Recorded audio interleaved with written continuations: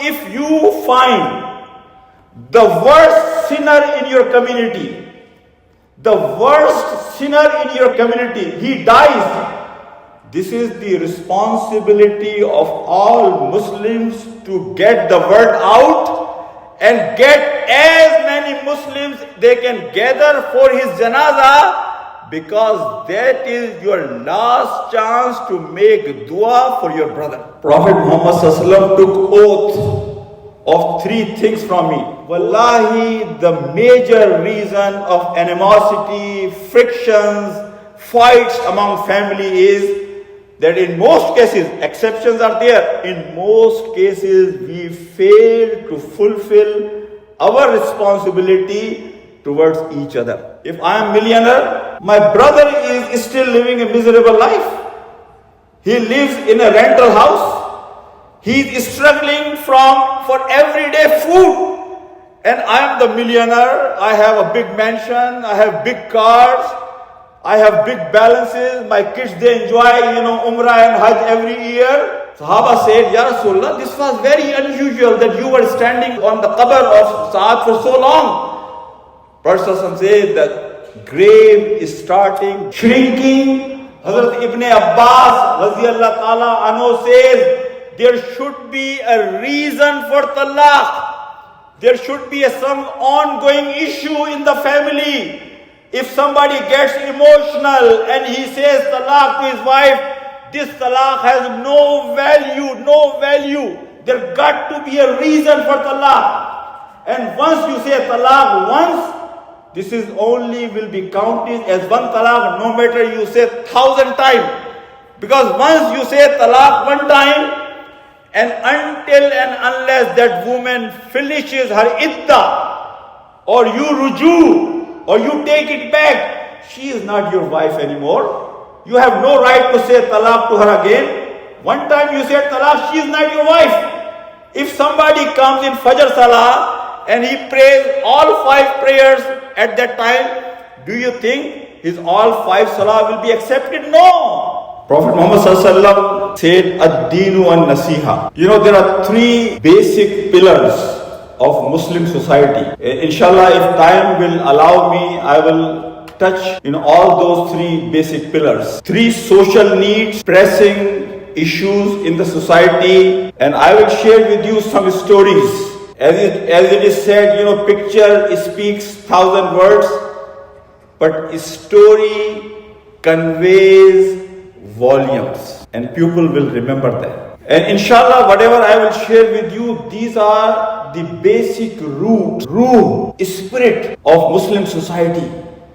Don't take these things just casual. That it's not optional. These are the ingredients of happiness and healthy society. The hadith I shared, Ad-Deenu an-Nasiha, that Prophet ﷺ said that Deen is the name of sincerity, khair khwahi, well-wisher of each other. This is the basic fabric of Muslim society, that each Muslim is a well-wisher of each other. You cannot imagine from a Muslim hurting another brother or another sister. So I will share with you, inshallah, few examples. Hazrat Jarir radiyallahu ta'ala anhu one time entered in Masjid Nabawi. Before he came, Prophet ﷺ said that there is a man about to enter in the Masjid Nabawi. On his forehead, you will see the sign of a prince, of a king. And he was traveling from Yemen. And as he entered in Masjid Nabawi, Prophet ﷺ stopped his khutbah, came down, sat down with Hazrat Jarir and gave him dawah of Islam. He accepted Islam right then and there. I'm going to take you fast forward, next part of the story. Hazrat Jarir goes back to Yemen. Rich man has a slave, wanted to buy a horse. You might have heard that story. His slave goes and bargains with somebody about the price of the horse. comes back happy that he has bargained and got a very good deal for his master. The man who was selling the horse comes to Hazrat Jarir. How much is the horse? He said, your man has bargained with me 200 dinar. Hazrat Jarir says, no, your horse is not 200 dinar. The seller was thinking maybe now he is going to bargain again to go further lower on the price. Hazrat Jarir said, no, you raise the price of your horse. He said 300. He said, no, 400. No, 800 dinar. Hazrat Jarir said, yes, horse worth 800 dinar. Here is your money. The people around Hazrat Jarir said, what did you do? He said, listen, when I accepted Islam, Prophet Muhammad ﷺ took oath of 3 things from me. Oath for 3 things. Number 1 is Salah. Number 2 is Zakah. And number 3 is be always the well-wisher of every Muslim. Do you think just for few dinars I will compromise my oath I had given to Prophet Muhammad sallallahu alaihi wasallam? My brothers and my sisters, this is the basic fabric of our brotherhood and sisterhood in Islam. You remember I have shared with you one time the story of Bahlul. Bahlul with Junaid Baghdadi, rahmatullah alayh. Bahlul asked Junaid Baghdadi, rahmatullah alayh, Junaid, do you know how to meet your brother? Hazrat Junaid Baghdadi, who was the muhaddis of his time, a big scholar, he said, yes, I know when I meet my Muslim brother, I give him full respect. I humble myself. I shake hand. I say salam to him. I give full attention to him. Bahlul says, no. Junaid, you don't even know how to meet your brother. Junaid Baghdadi said, how come? He said, Junaid, until and unless your heart is clean from your brother, until and unless you have no friction, no grievances, no hard feeling about your brother, until and unless your heart is clean, your salam, your lip service has no value in the eyes of Allah subhanahu wa ta'ala. I would share with you, look how deep is our deen. How deep is our deen. Imagine our deen which cannot let a dead body get buried without getting all the blessings he could. Imagine the status of that deen. Hazrat Ibn Hazm, rahmatullah alayh, I heard one saying of him, and wallahi, when I heard that, my whole body was shaking. He says, if you find the worst sinner in your community, he dies. This is the responsibility of all Muslims to get the word out and get as many Muslims they can gather for his janazah, because that is your last chance to make dua for your brother. Muslim is not supposed to push other Muslim in Jahannam.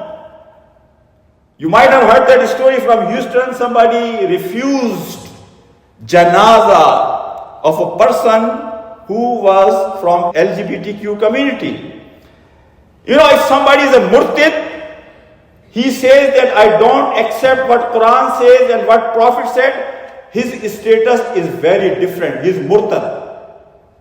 Very different. But a sinner, when he leaves this dunya, this is last opportunity for us to beg Allah subhanahu wa ta'ala, to ask forgiveness for him. Look at the beauty of our deen. That our deen wants to make sure that somebody is going in his grave. We will try our best. Now it's between him and Allah subhanahu wa ta'ala. But we as a Muslim, we will do our part. One time Yunus bin Ubayd, Rahmatullah alayh, he was praying Zohar Salah in Masjid al-Nabawi. And when he was going back in the marketplace, he saw somebody has cloth in his hand. He recognized that this belongs to my shop. He asked him, how much did you pay for this? He said, I paid so much. He said, no, you paid more. Come with me. He goes to his shop and he addresses his nephew. Are you trying to spoil all my salah and ibadat by selling things for more than what it should be? Look at the mindset of a Muslim. Here I will be very happy, if my nephew will sell something for, I will give shabash, you did a good job. No. Point is, my brothers and my sister, this life is very short. This life is very short. Every one of us will face Allah subhanahu wa ta'ala on our own. There will be nobody there to help me, support me.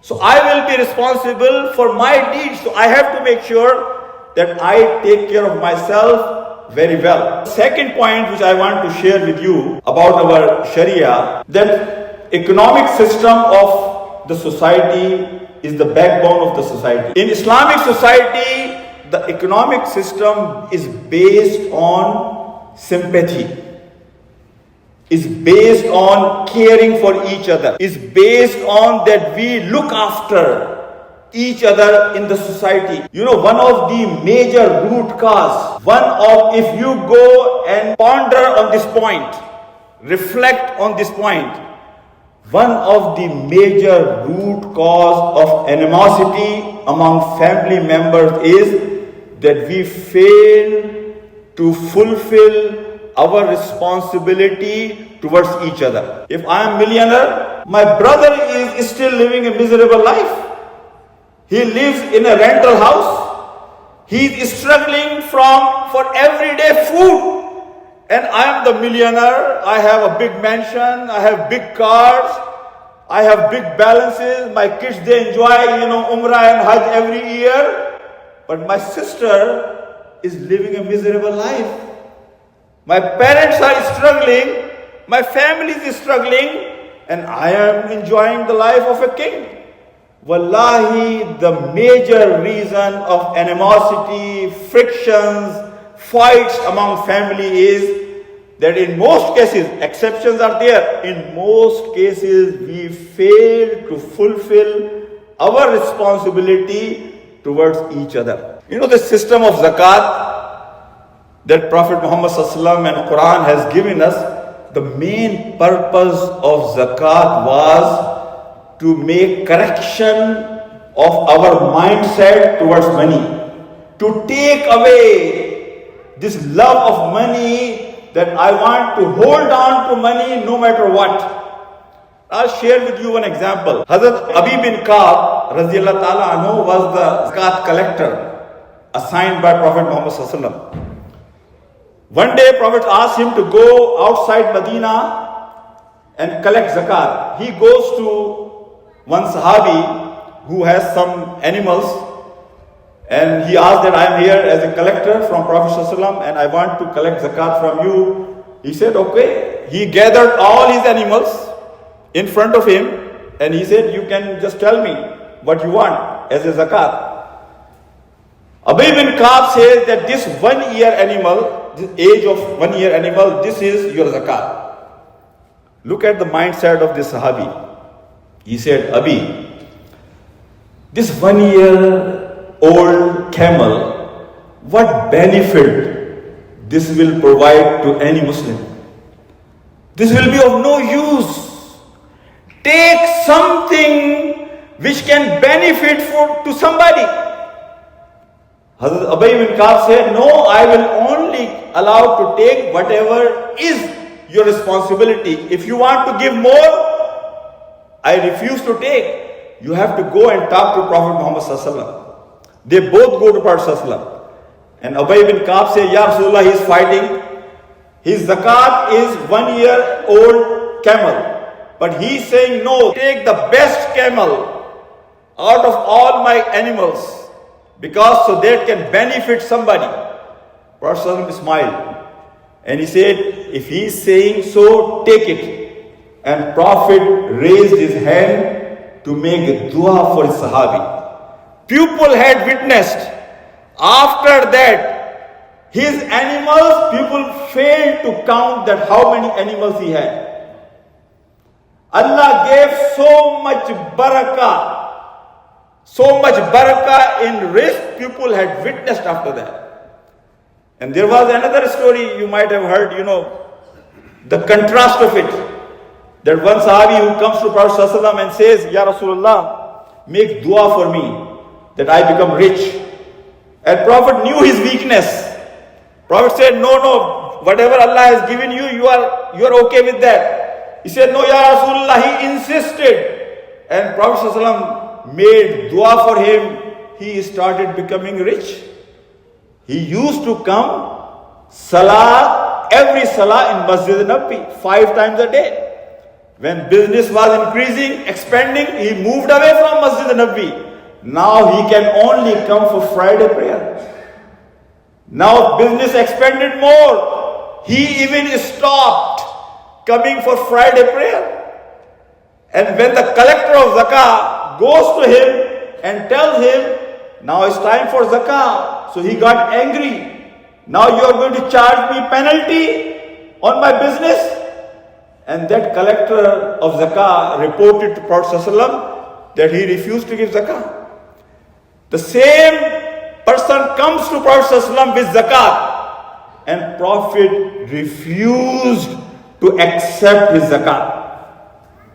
In the time of Abu Bakr radiallahu ta'ala, he tried again, and Hazrat Abu Bakr refused to take his zakat. In the time of Umar radiallahu ta'ala, he tried again. Hazrat Umar said, when Prophet refused your zakat and Abu Bakr refused your zakat, I will not accept your zakat. This is another story, other side of the story. My brothers and my sisters, point is, wallahi, whatever Allah has given you and me is not just for me to enjoy life. I should make sure that people around me, they also take their share out of my fortune Allah has given. The last part, the most important, is related to each family lives here or anywhere in the world, is our family life. Wallahi, the whole spirit and rule of family life is the whole family is connected with each other. They live like a bunyanum marsus, like a wall. They are support of each other. They live like a happy family. That is the whole purpose and goal of the family. These days people say, hey, I'm not supposed to take care of my parents. Wife says, it's not my responsibility to cook food for you. And you hear so many different things these days that families are falling apart. There is a hadith of Prophet ﷺ. In the time of fitan, in the time of challenges, distances will reduce, but brother will not see brother. Fasile kam honge, distances will reduce, but brother will fail to see brother. And we are witnessing this. Distances have decreased. 2 months traveling in few hours. Pick up a phone and talk to somebody who is 10,000 miles away, but brother is failing to see the brother.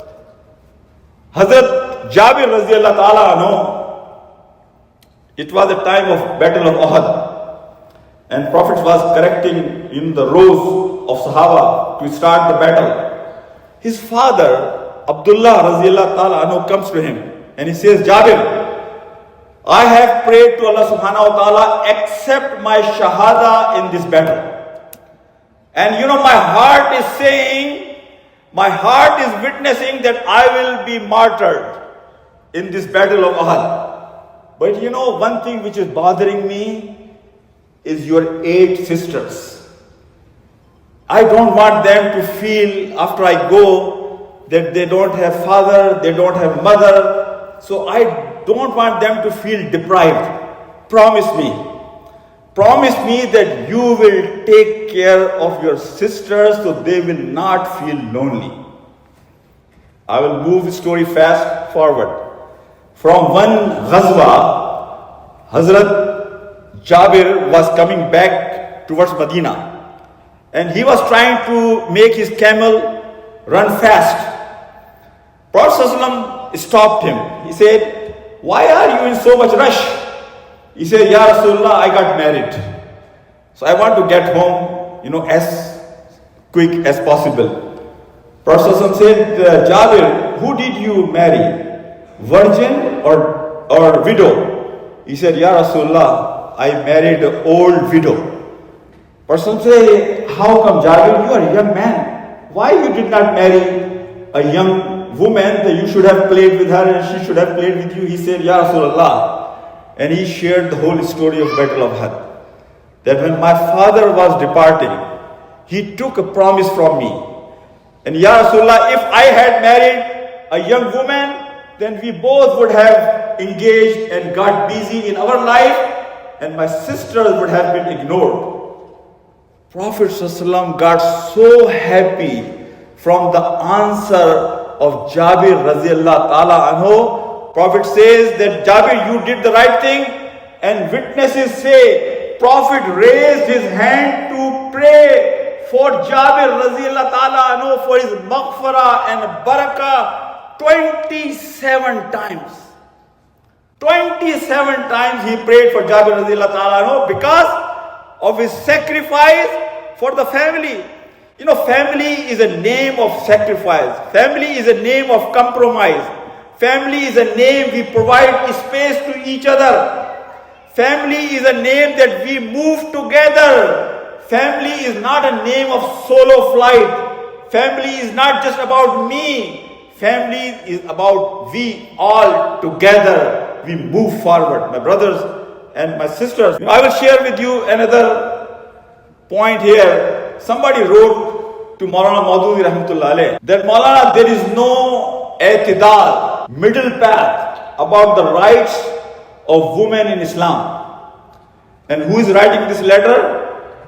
This letter is written by one newly married wife. Maulana said, "You answer to your question, you will find once your son will be grown up and you will let him get married and his wife will come in your house, then you will have realization that Islam has a very balanced approach about the rights of mother, about the rights of wife, about the rights of all family members." One thing which I want to share with you here, this married couple, this relationship is very strong relationship. When somebody gets in nikah brings this relationship together and it's very strong. In our communities these days, we have made this relationship very weak. And I will share with you a couple of stories from both ends, from husband side, from wife side. But wallahi, this relationship is as strong as it should be. Sometimes we have this wrong concept. If somebody says talaq one time, that means this rishta is khatam, is finished. Absolutely wrong. If you want proof, see me after khutbah. There is a set rules by Quran how one can give talaq to other person. This is not a chui mui ka darah. This is not a fragile and weak relationship that just by saying one time talaq, this relationship will demolish. Hazrat Ibn Abbas radiyallahu ta'ala anhu says, there should be a reason for talaq. There should be some ongoing issue in the family. If somebody gets emotional and he says talaq to his wife, this talaq has no value. There got to be a reason for talaq.